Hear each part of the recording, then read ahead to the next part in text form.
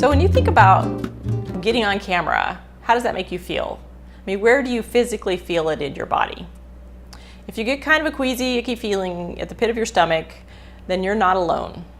It's a very common reaction, and this is the reason why. I'm Kayla Philo, and I am a video coach, and this is our mindset series, and we're talking about fear of video in this series.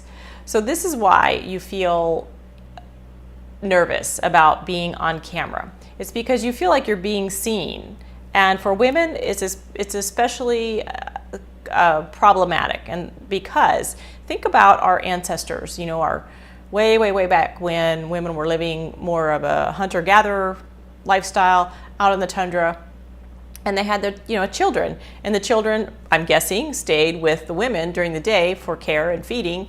And so what would happen to a woman out on the tundra who was hopping around and being super loud and drawing attention to herself?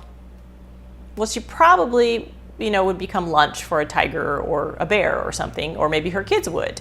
So it starts really deep down and early for us to be quiet and hide, especially women.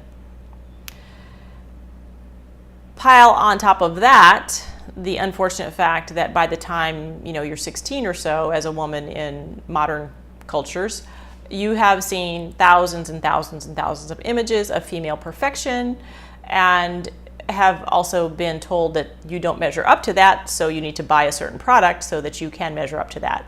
So you get, not only is it this double whammy messaging that this is female perfection, but it's also you're not enough.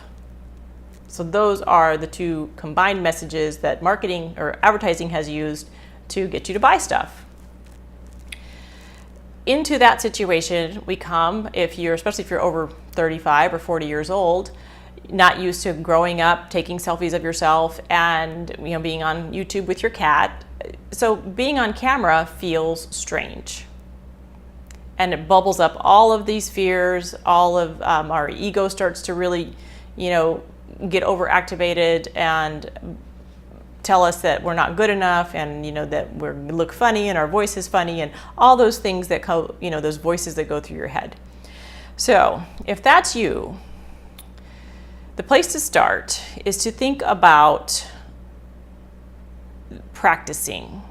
And I know that's probably not what you want to hear, and we do have some other tips that you can combine with starting to practice.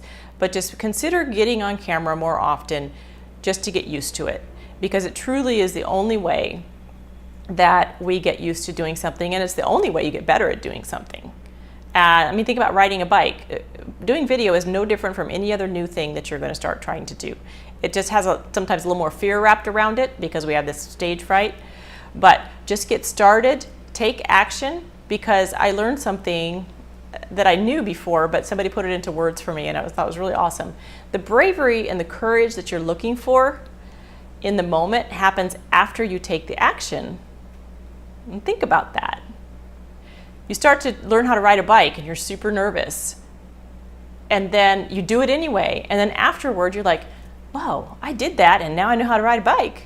It's the same, if not more awesome, with video, because video has an incredible advantage to offer to you and your clients once you get rolling with it, but you got to start somewhere, right? Anyway, I can help you with that, and there's a lot more mindset tips on the YouTube channel, so I'd love it if you would subscribe. Thanks so much. Bye.